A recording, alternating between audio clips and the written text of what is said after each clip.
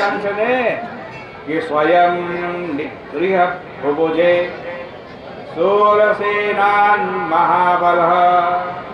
कंस इतना दुष्ट था कि वो स्वयं अपने हाथ में हथकड़ी बेड़ी लेकर अपने बाप के पास पहुंच गया।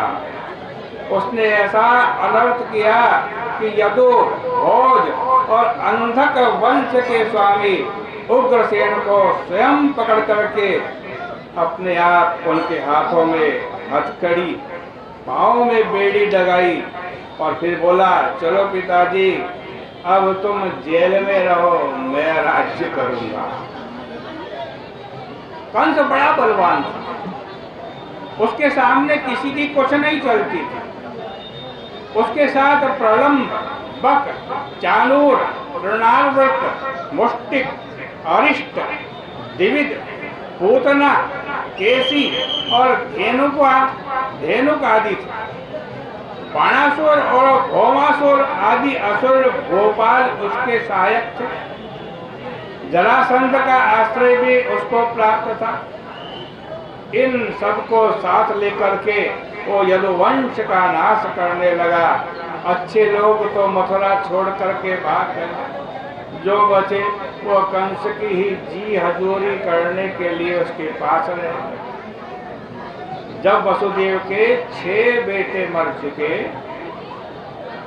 तब 7वें गर्भ में भगवान के अंशरूप श्री शेष जी, जिन्हें अनंत भी कहते हैं, वो शेष जी अनंत जी पधारे। उनके आने से वसुदेव और देवकी को कुछ सुख भी हुआ और कुछ दुख भी हुआ। सुख इसलिए हुआ कि अब भगवान आने वाले हैं। दुख इसलिए हुआ कि कंस इनको भी मार ना दे। इस बात में भगवान ने देखा कि मुझे अपना सर्वस्व मानने वाले यदुवंशियों को कंस के कारण बड़ा भय है, इसलिए उन्होंने अपनी योग माया को बुलाया और बुला करके आदेश दिया कि गच्छ देवी ब्रजं भद्रे गोपी गोवीरलंकृतम्। हे देवी, तुम ब्रज में जाओ जो गोपों और गायों से अलंकृत है, महारोहिणी भी रहती है तथा वसुदेव जी की और भी पत्नियां हैं। देवकी के गर्भ में मेरा शेष धाम है।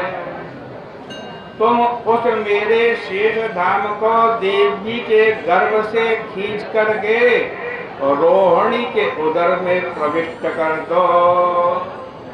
अतः मंश भागेन देवक्या पुत्र तांसुवे। सीधा स्वामी जी ने, जो भागवत जी के बड़े प्रमुख टीकाकार हैं, इस श्लोक में अंश भागेन पद की 6 व्याख्या की है। 6। एक व्याख्या के अनुसार भगवान कहते हैं कि मैं अंश भागेन अर्थात सर्वथा भी परिपूर्णेन, सर्वथा परिपूर्ण रूप से देवकी का पुत्र बनूंगा और तुम नंद पत्नी यशोदा से प्रकट होना। तुम्हारी धूपोहार आदि द्वारा बड़ी पूजा होगी। और हे देवी, तुम्हारा को दुर्गा, भद्रकाली, विजया, वैष्णवी, कुमुदा, चंडिका, नारायणी आदि से तुम्हें पुकारेंगे। तुम्हारे द्वारा गर्भ का संकर्षण होने के कारण आज इस बालक का नाम संकर्षण पड़ेगा। लोक रंजन के कारण इस बालक को राम भी कहेंगे। बल अधिक होने के कारण इसका नाम बलराम भी होगा।